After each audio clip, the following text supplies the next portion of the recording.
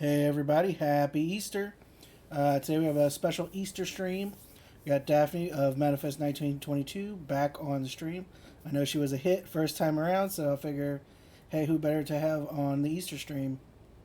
Now, in the intro and everything, it said that doing a full lecture. Not doing a full, not going to do the full lecture, but we will reference it and we will look at some of the quotes to kind of have as a launch pad for some of our discussion today, and actually also have, because it's the Easter special, a special, that's the wrong one, a special little chat room for us today that goes with this same sort of cherry blossom Easter theme.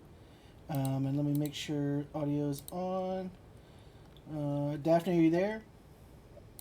Yes, I'm here. Awesome. Okay, so everybody should be able to hear you nice and loud and clear. Oh, hey, Cyber King, how's it going? Happy Easter, man. Um, so to start off today, we're going to talk about something that I know a lot of people are interested in for various different reasons, which is Daphne recently had a really interesting manifestation. She encountered a specific friend that she wanted to meet. Would you like to go ahead and tell us that story, like how you imagined for it, what the unfolding was? Tell us the whole deal. Sure. Happy Saturday, everyone, and I hope everyone's excited about Easter weekend. I'm so happy to be here with you. Thank you for having me back. So, manifesting a specific person is something that I've done on several occasions, and it takes practice to be able to go ahead and do it easily and effortlessly. I like to do it with friends because I have such a large group of friends, and I think as you get older you find that your friends move away, they move to other states. And so in this particular case, it wasn't something that I did really intentionally, but a friend of mine, she lives out in the Maryland suburbs, and it had been quite some time since I'd seen her, and she's a very good friend of mine. And so I actually had the week off this past week, so I decided to indulge and plan on doing some fun things out in the area. And I decided to drive out all the way out to West Virginia, which is a couple of hundred miles away from me. Um, and the night before I drove out there, I was looking through social media and I saw some of her posts with her dog, and I saw her walking her puppy, and I thought to myself, oh, it would be so wonderful to see Diane and, catch up with her, have fun like we always do, and just hang out. And it would just be great to see her because she and I have planned so many trips together, and we've had so much fun over the years. Lots of beach trips and trips here and there. But last week was an unusual week to take off, so I didn't bother telling anyone, and I wanted to, just take some time for myself and to meditate and to kind of go inwards. And I thought to myself, what would be better than going out on a nice hike in the West Virginia mountains? And so I packed up everything, put everything in my car, drove off by myself, got to the park. I was only there about maybe 30, 40 minutes, and I'm walking through the area, and I to make a turn, and I look down the street, and I see Diane and her beautiful lab right in front of me, and we look at each other because it's so hilarious that here we were, really far from home, nowhere near our area, nowhere near um, where we live, So quite a just to be drive. clear, she doesn't live in West Virginia. No, she doesn't. She lives in Maryland. And I don't live in Maryland. So it was something that we had not planned, we had not talked about. And so we ran into each other. And it was perfect timing. And we ended up spending the whole afternoon together, and it was a wonderful hike. And it was great because I had thought to myself as I was seeing her post on social media of her and her puppy, I was like, oh, I'd love to plan a trip with her somewhere really fun, but I don't really want to go into the details of planning the trip. I just kind of want it to come together. That is exactly what happened, and we just found ourselves in the West Virginia mountains. So not only did you get the friend, you got a trip and her dog. Yes, yes. Oh my goodness. It was so much fun. And so we ended up spending all Thursday afternoon and then all Friday together and really getting caught up. And it was such a wonderful surprise because she is literally the only person that I know who lives in Maryland. So it was very specific. It was definitely her. I hadn't imagined doing a trip or going on a hike with anybody else, just her. And then, just the sheer magnitude of everything that had to come together for us to run into each other on Thursday in the middle of the work week in the West Virginia mountains. It was just, it was kismet. And so you told me briefly before we started that you've done this before with another friend who lives in another state.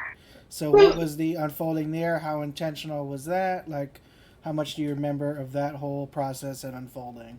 To be honest with you, I've done this a few times. It's been easy to really visualize and let go of manifesting a specific friend or a family member, and then everything just kind of comes into fruition and to be able to line up to have this person in front of me.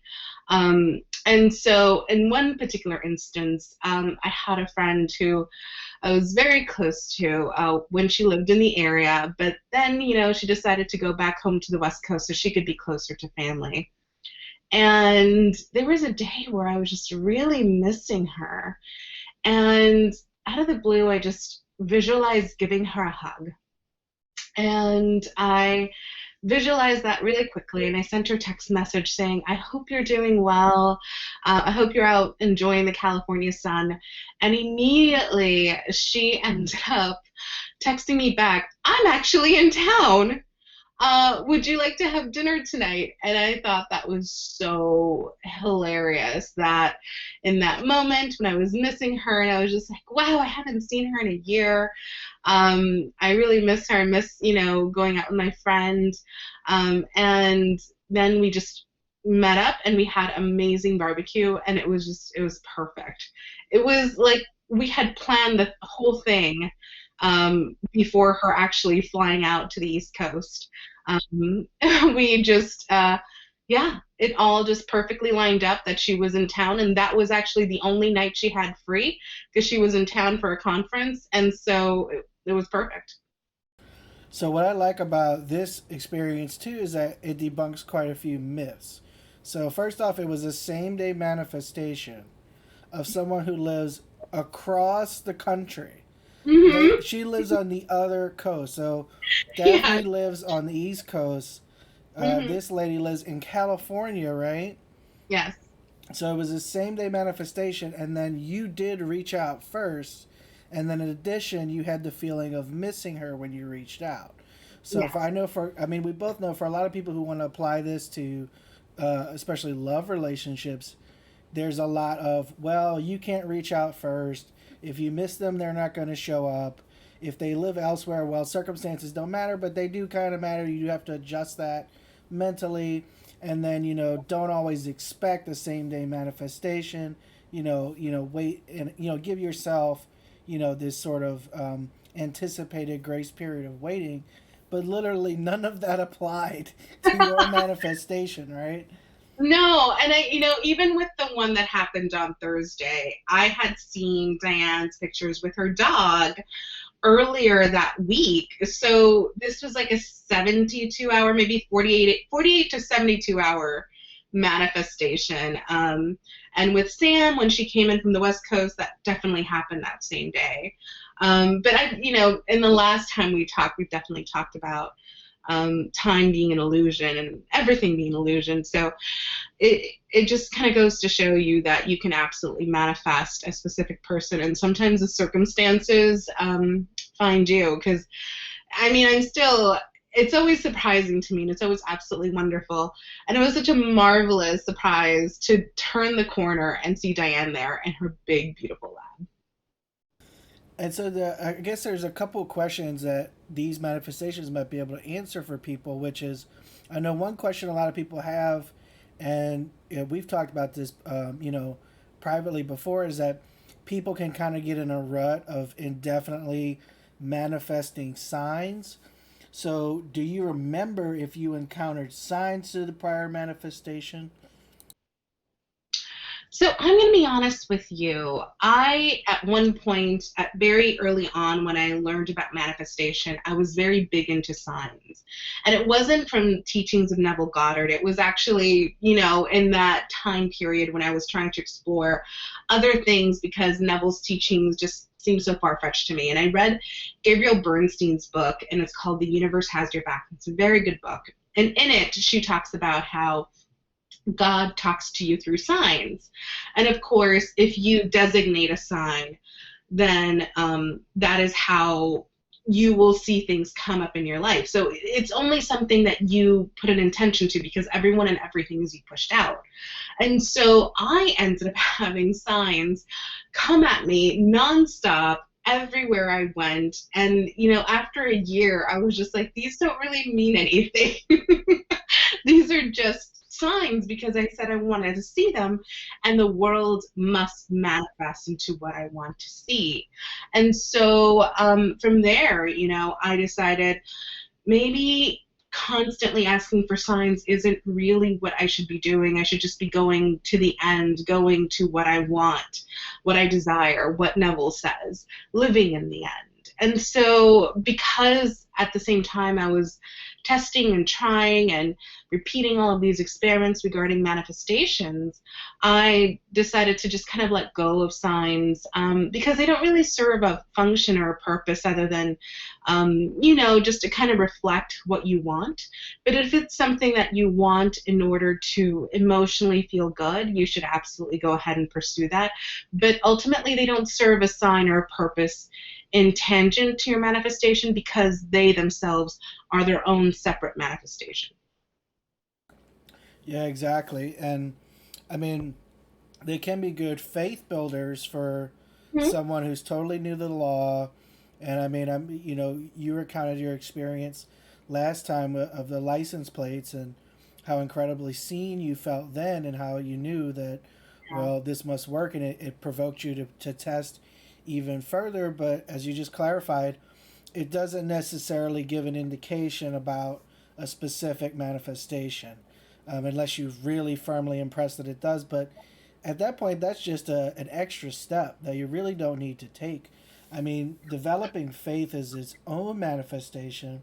We also talked about how we both kind of experienced that, and for you it seemed more natural. I actually manifested it through imagining a scene. Now, in that case, though, the unfolding was totally different than what I anticipated it to be, but I still ended up, at the end state of having that absolute faith. But anyway, my point is that signs are useful for people when they're starting out to build faith, but like you said, they're their own manifestations. So don't get caught up in endlessly manifesting signs. So when you encountered these manifestations with these two specific people, though, I mean, at that point you were way beyond needing signs, right? Yes. Well, I mean, I think even before you're manifesting, the things that you look back in your life when you recognize the easiest things you manifest are the ones you really have a good feeling about and you just kind of forget because there's no resistance there. And, these are people that have been in my life for years.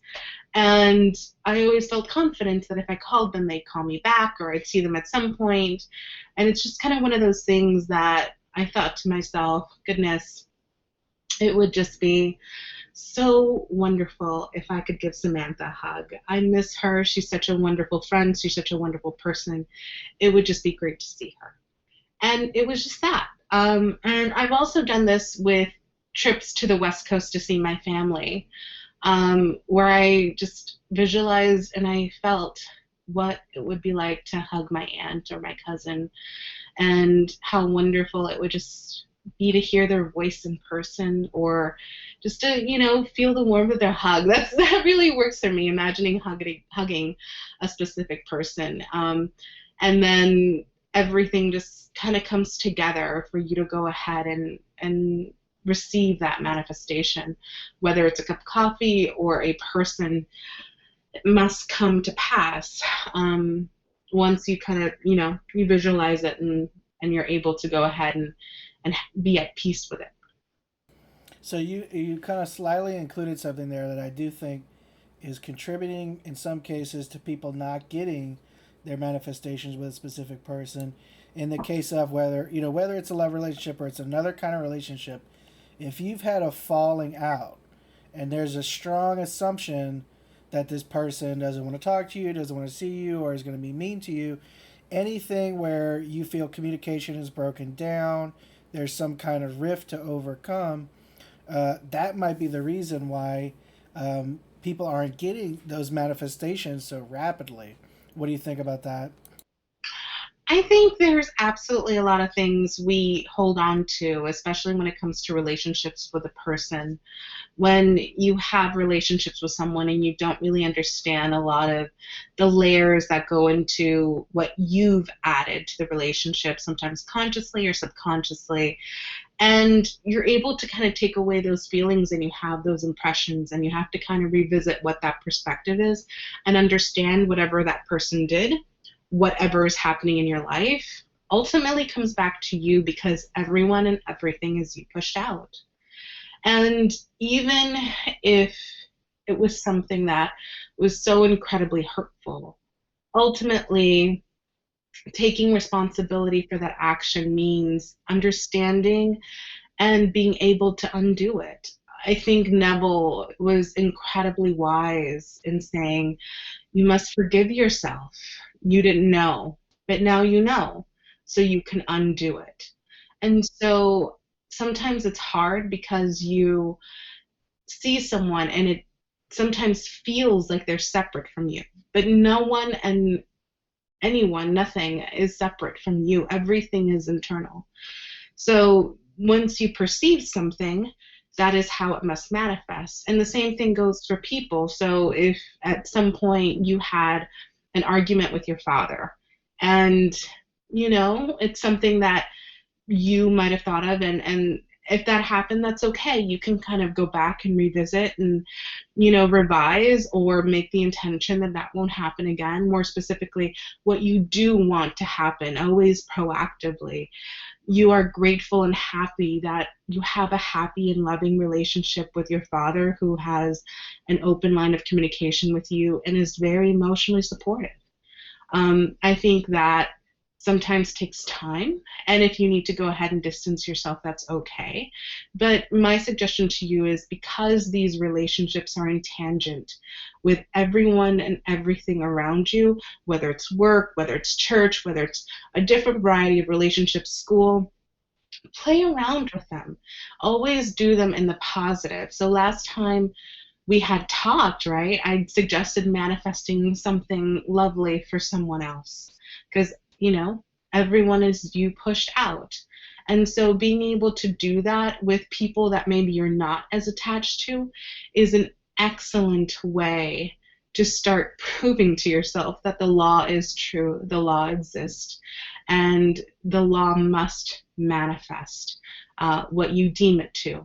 And then with enough faith and enough practice, then you'll be able to go ahead and see and do that with folks that maybe you don't have that current positive relationship with. And you can go ahead and rebuild that in a positive way that you want to move forward. Well, it is excellent that you mentioned that, because that is the perfect segue to the lecture.